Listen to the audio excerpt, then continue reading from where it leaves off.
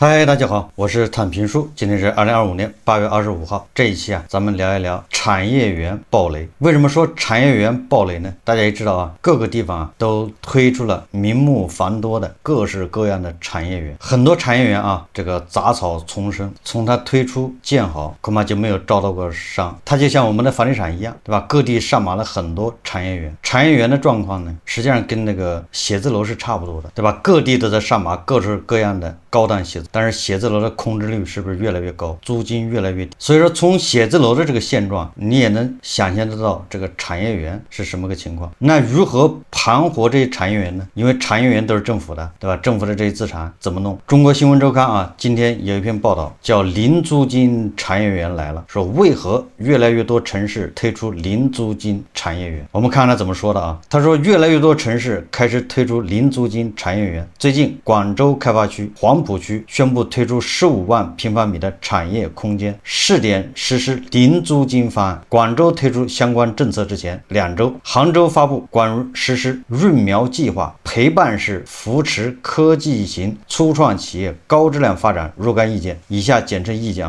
也提出要为符合条件的企业提供不超过5年的零租金创业场地。今年以来，多地上线零租金产业园，其中不乏寸土寸金的一线城市。今年3月，深圳推出首个零租金产业园，打响这场角逐赛的第一枪。这些主要由地方政府主导的产业园区，普遍提供5万至20万平米不等的免租空间，免租期在1到5年之间。为什么越来越多的城市推出零租金产业园？这是否会影响到当下产业园租赁市场？据了解，最近广州开发区黄埔区宣布一次性拿出15万平米零租金产业空间，主要面向的是战略性新兴产业和小微科创企业，其最长免租期可达3年。对于符合条件的企业，签约3年以上可享受前2年免租，签约6年以上可享受前3年免租。广州本批次产业空间物业隶属高新区集团、知识城集团、科学城集团、开发区控股、开发区投资、开发区基金等多家区属国企就是都还是政府手上的这些产业园。杭州与广州的情况类似，杭州近期发布的意见明确要为领先入园的好苗子科技型初创企业提供不超过5年零租金创业场地，并鼓励国资管理部门对提供并运营低成本创业创新创业空间的国有主体实行差异化管理。事实上，率先打响此次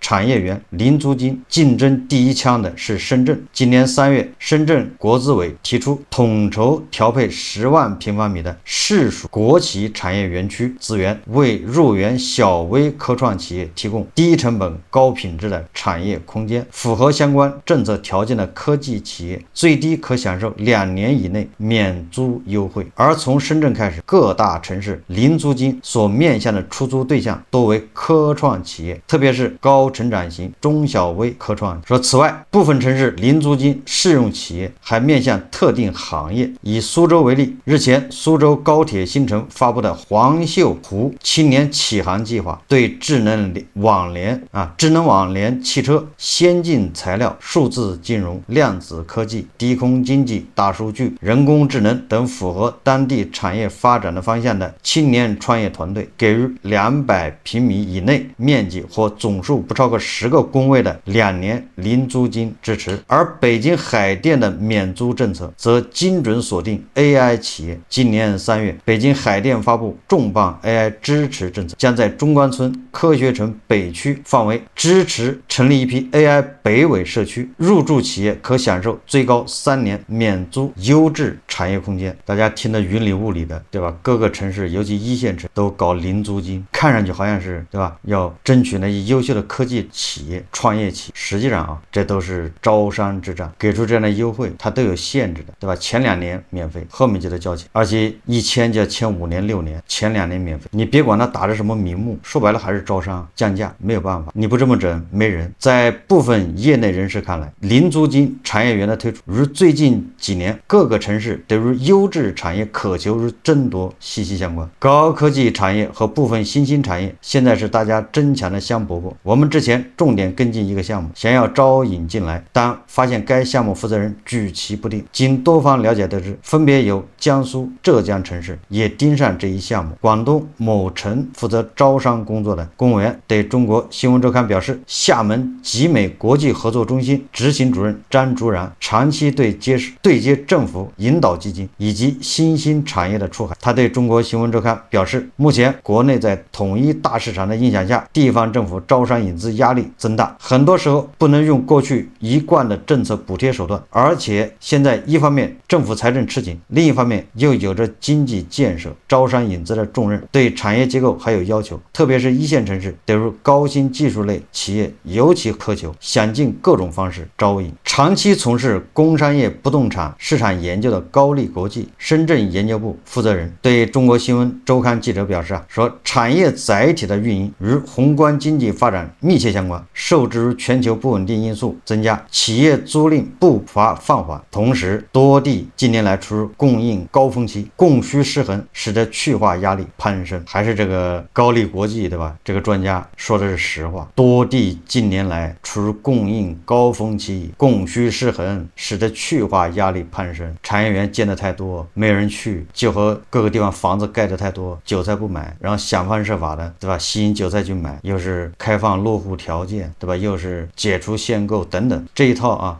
现在用到了产业园上面。高力国际的研究报告指出，2025年上半年，深圳市优质产业园市场新增供应总面积达32万平米，控制率较去年末上升0.3个百分点至22.1%。此前走访过上海部分产业园，包括松江、嘉定等区域，发现不少产业园项目出现了一部分空置情况。上海易居研究院副院长严跃进表示，对于这些拥有产业园的国企而言，感觉压力较大，一直在思考如何盘活这些闲置资产，因为产业园控制面积一旦较大，他们会面临严格的考核压力。在这种背景下，就催生了新的模式。所谓的新模式，说来说去就是优惠、打折、便宜。那么，越来越多城市推出零租金产业园之后，会影响产业园租赁的整体市场吗？在张主任看来，零租金产业园可以理解为一个针对科创型企业的引流产品。就算商业地产再过剩，也不可能将零租金范围继续扩展。地方政府对于能享受零租金企业的门槛不会降低，对其资质、业态、人才、专利以及可能的产值、税收等指标的考核也会比较严格。专家认为免租政策短期可能分流部分优质企业，加大周边市场化出租项目的去化压力，并在一定程度上影响企业预期，增加市场化项目招租、续租难度。但免租空间在市场总存率占比很低，且对进驻企业所属行业、规模、免租面积等有明确门槛要求，影响范围有限。事实上，零租金产业园的出现还伴随着部分产业园服务模式的调整。以广州为例，此次推出了零租金部分园区，还推出了房东加股东加综合服务商的产业园服务模式，即改变原来的包租公模式，探索租金入股、经营分成、资产作价、入股等新租售模式。说的这么好听啊，这个实际上就是那个，我记得潘石屹这个现代城，现代 SOHO 他不就搞过这个吗？这个可是口罩之前潘石屹就搞的是叫共享办公嘛，共享办公室、共享空间，他就有这个模式，也或者叫企业孵化器。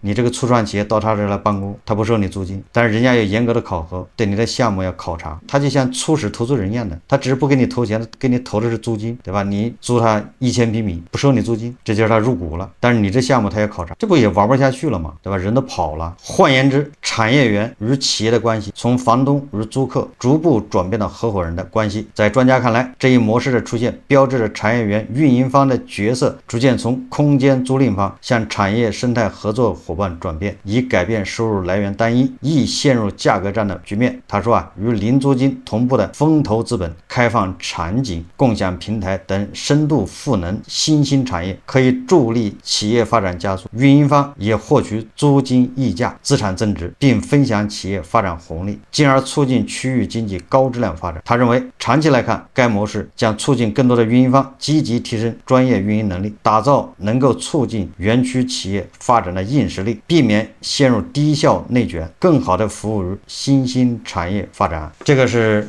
中国新闻周刊他报道的零租金产业园来了。刚才已经说了这个背景就是各个地方产业园大量涌现，实际上是大量过剩。在这种情况下，这些产业园又都是国企的，对吧？都属于政府，那它怎么盘活这个？这些产业园啊，一旦出租率上不去，一旦租不出去，那它就是负资产，不仅自身在贬值，而且你还要维护对吧？人吃马喝的，每年还要往里搭钱，所以它没有办法借着现在各个地方招商引资，对吧？现在要搞这个高科技，所以对那些科技企业，对吧？让你去，你只要符合条件，签个6年的合同，前2年免2年的租金，对吧？不管他政府怎么宣传的，实际上说明这个产业园区暴雷，跟那个写字楼是一样，租不出去。我这个项目真要好的话，租金其实不是大问题。我不知道大家有没有创过业，如果你这个项目真的不错，但是租金都是个问题，那恰恰说明你这个项目不行。我觉得这个道理大家都懂吧？各个地方快速上马、大量上马的产业园，现在就到了买单的时候。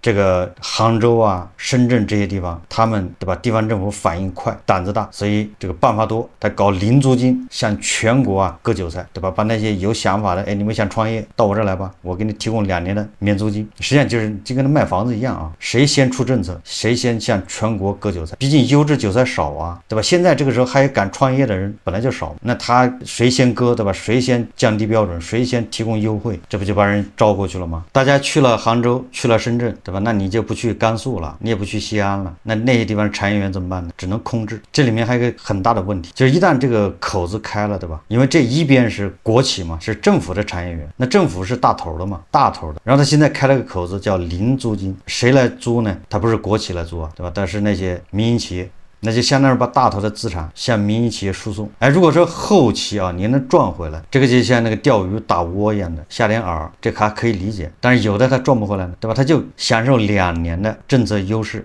优惠，就2年租金不是不要钱吗？那我就搞这2年，然后我就倒闭破产清算，你能把我怎么着？我再换个公司，再换个壳，接着再租你这个零租金的，给你签个6年，对吧？前2年零租金一享受完我就黄了，破产，这个没问题吧？我破产了，你能把我怎么样？那就相当于我免费用了你这个产业园。好，你要的是科技公司，对吧？那我把我包装一下，对吧？什么叫科技公司？我把我自己包装一下，给你讲讲故事。实际上我是恐怕是做贸易的，或者做别的挂羊头卖狗肉嘛，给你讲个概念。实际上我们在做别的事，也就是我本来是个传统的行业或者公司，我就外面套一个科技的壳，这不多的是嘛，对吧？这个很简单对吧？那个资本市场就不缺这样的故事钢铁厂，对吧？厂房里面架2个服务器，那就是算力，对吧？印刷厂搞几台电脑往那一放，那就是人工智能怎么不行呢？所以你看这个相当于你就零租金产业园，你相当于把那个大头的钱搞了个寻租空间。你放心一定会出现这情况。这咱们这个对吧？这个企业家是最聪明的，最擅长钻这样的空子，套这样的这个零租金，说白了就是政府补贴嘛，变相那就套这个补贴嘛。放心，一定会有人这么干。客观上这个零租金实际上也是租金降价，这就会导致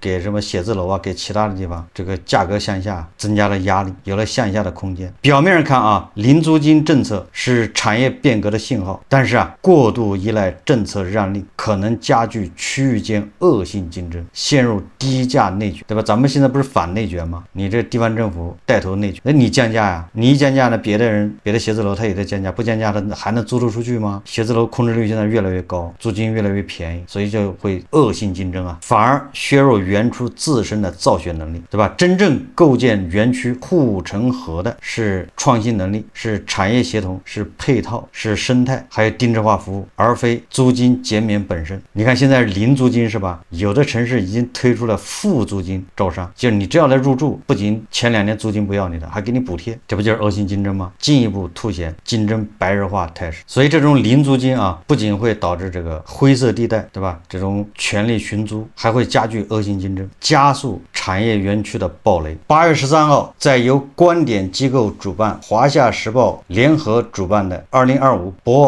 鳌房地产论坛上，中国企业改革与发展研究会理事葛培建，他在这个论坛上说产业园区正在经历内卷与变革，行业竞争压力更加激烈，园区应当认定趋势，主动反内卷，放弃短期政策让利和低价竞争的路径依赖。与其在红海中厮杀，不如主动构建自身在特定产业领域的护城河。这个葛培建呢说啊，这个深度分析当前产业园区的发展态势，提出产业地产内卷的表现形式多样，但这种内卷是无效的、同质化的低层次竞争，极大的消耗了资源，却未能带来真正的价值增量。产业园区现价格红海。这个葛培建在演讲中提到，目前多地试点产业园区零租金，说一场产业地产版的互联网化成本内卷进入白热化阶段。当项目为了招商不惜给出极低成本甚至0元租金的极端优惠时，市场的供需关系并不健康，这只是园区运营方在资源错配或者过度竞争下的无奈之举。这种以补贴换项目的模式扭曲了正常的市场价格，导致园区无法从租金中获取合理的收益，运营方不得不寻找其他短期非持续的收入来源，最终使得行业的盈利模式严重倒挂。说一千道一万，就是供大于求，跟房地产一样，跟写字楼一样。前2天咱们节目说了，对吧？住宅的租金一路下滑，一路在下降，连北京、上海都在降租金啊。那写字楼的租金那更是降了多少年了，空置率还在上升。所以你看，在这个背景下，产业园区的空置率上升，租金下降，那是必然。那在这种背景下呢，这个很多产业园区地方政府它不能坐以待毙啊，那个都是国企，对吧？大量的重投入啊，资金已经下去了，地也买了，对吧？投钱盖也盖完了，现在租不出去，拿什么钱还银行利息呢？对吧？拿什么钱去给大家发工资呢？这不就暴雷了吗？大家知道 A 股有个上市公司叫华夏幸福，这个华夏幸福就是专门做产业园的，对吧？它是什么产业园的什么运营方，对吧？到处地方政府拿地，然后拿钱去盖，盖完这个招租，华夏幸福都已经破产，对不对？债务重组了好几回了。所以说我们，对吧？看到这个各行各业都在暴雷，现在轮到产业园区暴雷，以后啊会出现更多的鬼城，产业园区里面杂草丛生，只能放弃啊，因为你维护还要花钱，最后也会变成铁锈带，因为拆也要花钱，所以只好扔在那儿。就这一幕，未来5年啊一定会发生。就像无数个在大山里面的那些什么各个工厂啊，对吧？以前的大三线建的那些工厂，那现在不都是没用了吗？都变成鬼城啊，人去楼空，哎，这个非常多啊。但这个毕竟在大山里面，那还好说一点。你以后在城市很多中心区，对吧？郊区大量的产业园区变成鬼城，这个视觉冲击啊，那还是很严重的，对吧？本质上是现在大家都把钱往银行存，不愿意去创业，不愿意去冒险。好，这期节目啊，我们就聊到这里，感谢大家收看。如果喜欢我的节目，欢迎订阅转发，也可以在下方留言评论，谢谢大家。